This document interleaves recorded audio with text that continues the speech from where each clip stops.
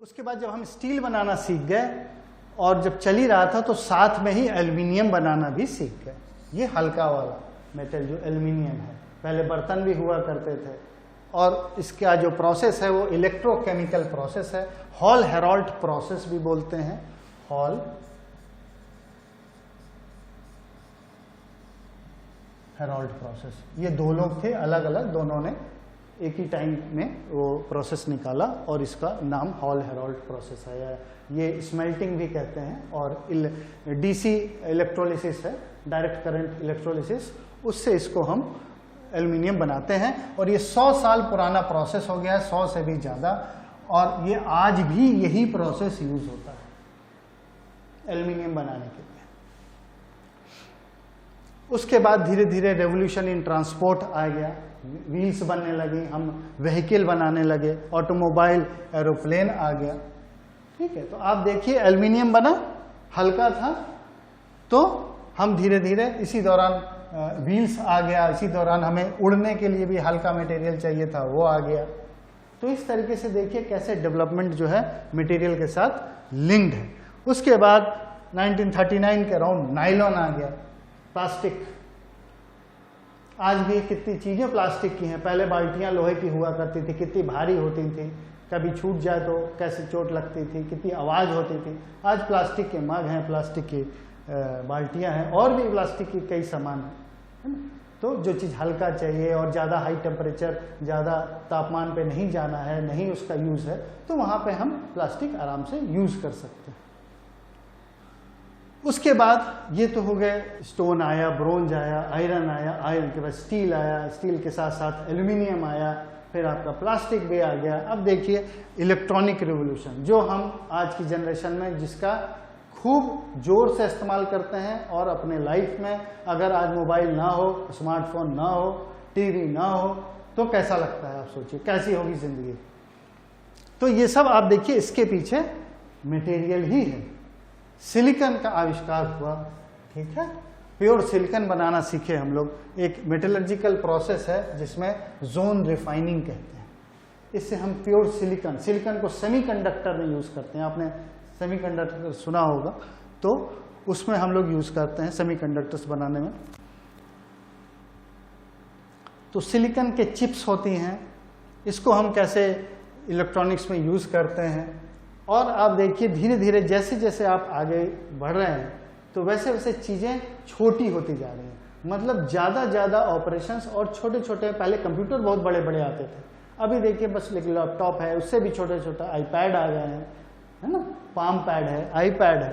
तो इस तरीके से मिनिएचराइजेशन हो रहा है। मतलब वही गैजेट्स जो पहले बड़े थे, मोबाइल फोन भी पहले बहुत मोटे मोटे बड़े बड़े आते थे, उसकी क्वालिटी उतनी अच्छी नहीं थी, उसके फीचर्स उसमें इतने अच्छे नहीं थे, बट और छोटी साइज में और हल्के और उसमें और ज़्यादा फीचर्स आ गए। वो कैसे हुआ है?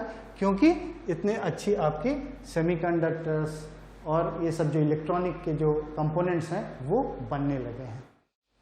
तो आप देखिए ये भी जो है लिंक्ड है एक मटेरियल से। यहाँ पे दिखाया गया है जोन रिफाइनिंग। ये एक मेटलर्जिकल प्रोसेस है। इसमें क्या करते हैं कि यहाँ पे इम्प्योर मेटल लेते हैं, ठीक है, इम्प्योर मेटल को इसके बाद हीटर हम ऐसे ऐसे बढ़ाते हैं। ये हीटर है, it is moving in this side, right side में, और इधर इम्प्योर। तो धीरे धीरे क्या होता है कि इम्प्योरिटीज जो है सारी धीरे धीरे शिफ्ट होती रहती हैं, और जो प्योर सॉलिड है वो इस तरफ आने लगता है।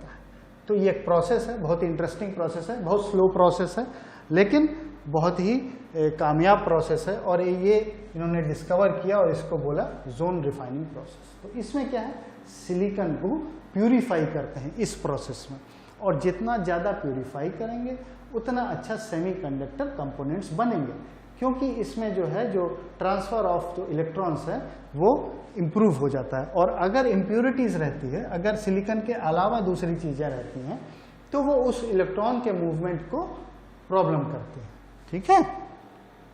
तो आप देखिए 1940 में ये प्रोसेस आया, फिर 1960 में ये आया, तो धीरे धीरे अल्ट्रा प्योर बनाने लगे, पहले प्योर बनाने लगे, फिर उसके बाद अल्ट्रा प्योर बनाने लगे। तो धीरे धीरे ये एक दिन में नहीं हुआ है, धीरे धीरे इसी प्रोसेस को और डेवलप किया और टेम्परेचर को और कंट्रोल किया, उसकी स्पीड को कंट्रोल किया है, तो इस तरीके से इसको बनाने लगे। उसके बाद इसी इलेक्ट्रॉनिक्स में ट्रांजिस्टर्स आ गए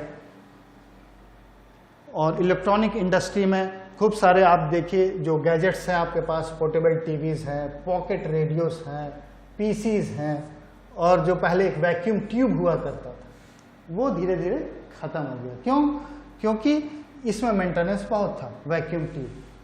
ठीक है, अब इलेक्ट्रॉनिक के चिप्स आ गई हैं, ट्रांजिस्टर्स हैं जो सेमीकंडक्टर के साथ मिलके बहुत ही कॉम्प्लेक्स काम बहुत ही छोटी जगह में कर लेते हैं। ठीक है, तो यही जो इंटीग्रेशन जो दोनों को मिलाया है, आईसी का नाम सुना होगा आपने, इंटीग्रेटेड सर्किट्स, तो ये क्या है, खूब सारी चिप्स इस तरीके से उसको डिजाइन करके उसको बना के, पहले तो आपको प्योर सेमीकंडक्टर्स चाहिए और जो उसके एलाइड कंपोनेंट्स हैं वो चाहिए।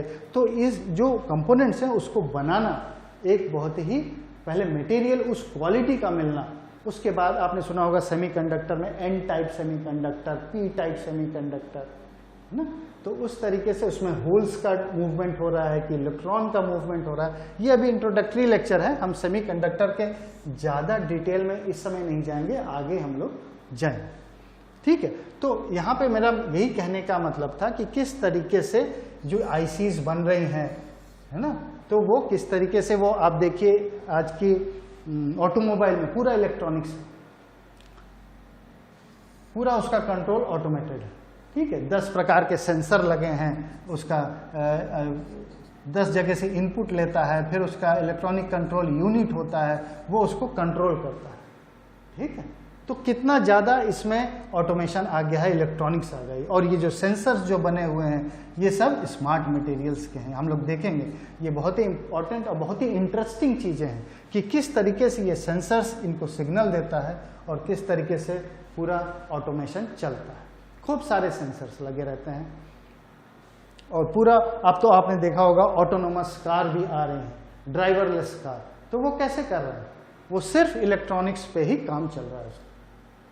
ठीक है, तो हर तरीके उसकी बॉडी में सेंसर्स हैं। एक कार अगर है तो इसके आगे वाली कार कितनी डिस्टेंस पे है, उसके बाद वो किस स्पीड से आगे बढ़ रही है, यहाँ पे कोई ड्राइवर नहीं है इसको कंट्रोल करने के लिए, है ना। फिर इसको जो है, जो ट्रैफिक सिग्नल है उससे भी वो उसको डेटा लेना है, तो कम्युनिकेशन नेटवर्किंग, फिर इसके अराउंड कौन कौन है, कोई आदमी तो नहीं आ रहा है, नॉन वेहिकुलर मूवमेंट तो नहीं है। नॉन वेहिकुलर मतलब जो गाड़ी नहीं है, आदमी हो सकता है, जानवर हो सकता है, कोई चीज पड़ी हो वहां पे, तो उन सब के सेंसर्स नोट करते हैं। ये तो बाहर का हो गया, लेकिन गाड़ी के अंदर भी जो है, कितना कैसी रोड है, कितना एक्सीलेटर देना है, कब ब्रेक लगाना है, ये सब जो है इन्हीं सेंसर, और ये सेंसर्स किस चीज से बने हैं, इन्हीं स्मार्ट मटेरियल से बने हैं, जो हम लोग पढ़ेंगे आगे।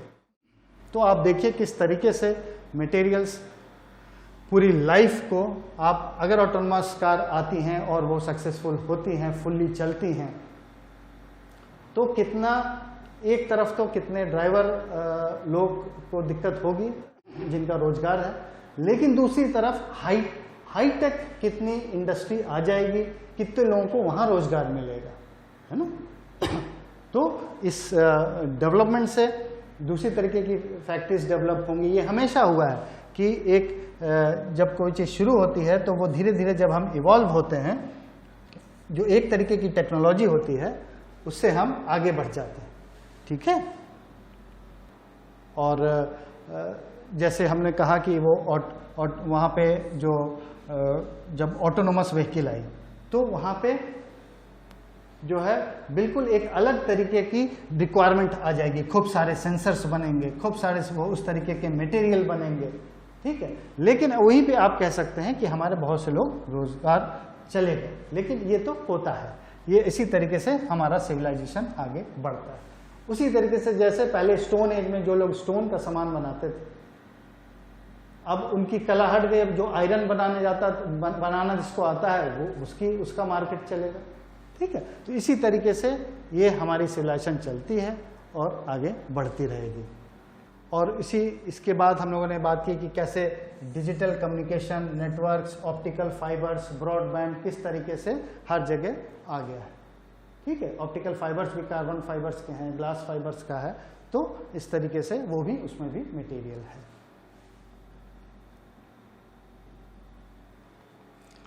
अब हम बात करते हैं सुपर कंडक्टर्स की। ये भी एक तरीके का मटेरियल। अभी हम लोगों ने क्या इलेक्ट्रॉनिक्स में सिलिकॉन आया, सेमीकंडक्टर आया, अब हम बात करेंगे सुपर कंडक्टर्स की। अब आप देखिए इसके एप्लीकेशंस क्या क्या है। High temperature ceramic super conductors.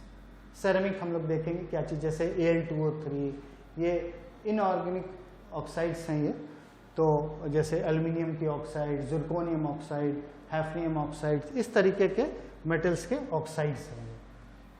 ठीक है, इसमें बाइंडर्स होते हैं और उसको मिला के बनाते हैं। तो ये high temperature ceramic super conductors हैं। उसके बाद MRI मशीन आप लोगों ने देखी होगी जो डायग्नोस्टिक्स में रहता है, उसके अंदर कितने सेंसर लगे हुए हैं, ब्रेन की स्कैनिंग होती है। तो उन सब मशीनों में इतने स्पेशलाइज्ड मटेरियल्स हैं जो कि ये सिंपल लोहा या सिंपल एल्यूमिनियम नहीं है, इसके नेक्स्ट लेवल का मटेरियल है। उसकी ऐसी प्रॉपर्टी है, उसकी ऐसी ऑप्टिकल प्रॉपर्टी है, उसकी ऐसी मैकेनिकल प्रॉपर्टी है, मैग्नेटिक प्रॉपर्टी है। ठीक है, और उसके बाद मैगलेव ट्रेन के बारे में आपने देखा होगा। ये train 300 to 500 kilometre per hour पे जाती है। इतनी हाई स्पीड कैसे हो पाता है? ये तभी हो पाता है जब वो फ्रिक्शनल लेस उसकी ड्राइविंग चलती है। फ्रिक्शनल लेस मतलब वो ट्रैक पे नहीं चलती है, ट्रैक से रगड़ के नहीं चलती। जैसे हमारी रेल जो है वो रेल की पटरी पे चलती है, ठीक है, तो वो उससे मिल के चलती है, उसके ऊपर चलती है। उसमें क्या होता है? फ्रिक्शन आता है। जब फ्रिक्शन आता है तो आपकी स्पीड थोड़ी कम हो जाती है। लेकिन मैगलेव ट्रेन में क्या होता है? एक मैग्नेटिक फील्ड में चलती है और वो जो ट्रैक है नीचे का उसके ऊपर चलती है, इतने डिस्टेंस पे चलती है। ट्रेन इधर है, ठीक है, खूब सारे मैग्नेट्स लगे होते हैं जो उसका ट्रैक्शन, उसको आगे ट्रैक्शन भी देते हैं और उसको कंट्रोल भी, उसका बैलेंस भी रखते हैं। तो ये कैसे संभव है? ये सिर्फ उस मैग्नेट से लगे हैं जो इलेक्ट्रोमैग्नेट्स हैं या जो मैग्नेट्स हैं वो उसको एक्टिवेट करते हैं और उसको वो बैलेंस रखते हैं। पूरी गाड़ी का वेट उसको बैलेंस करता है। पूरी मैग्नेटिक फील्ड जो है, जो आपका मैग्नेटिक फील्ड है वो इसकी पूरी गाड़ी को बैलेंस करता है। तो ये जो आप देख रहे हो ये मशीनें हैं। आप डायग्नोस्टिक लैब्स में जाइए तो डॉक्टर कहता है MRI कराइए, ब्रेन स्कैन कराइए, तो इसमें पूरी बॉडी अंदर चली जाती है और उसमें उसको स्कैन करती है। तो इसमें ऐसे मटेरियल्स हैं इसके अंदर जो उसकी ऐसी मैग्नेटिक प्रॉपर्टी है जो आपको पूरा स्कैन करता है और आपको एक प्रिंट देता है, उसमें डॉक्टर देख के बताता है।